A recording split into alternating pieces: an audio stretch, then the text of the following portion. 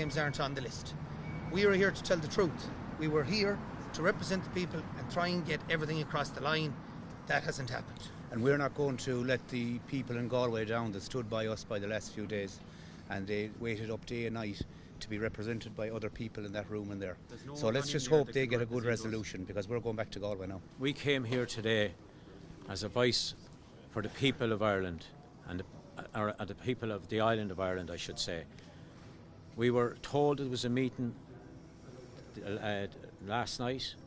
This morning it changed around. There's so much controversy around all of this. 1 minute there's a meeting, then there's no meeting.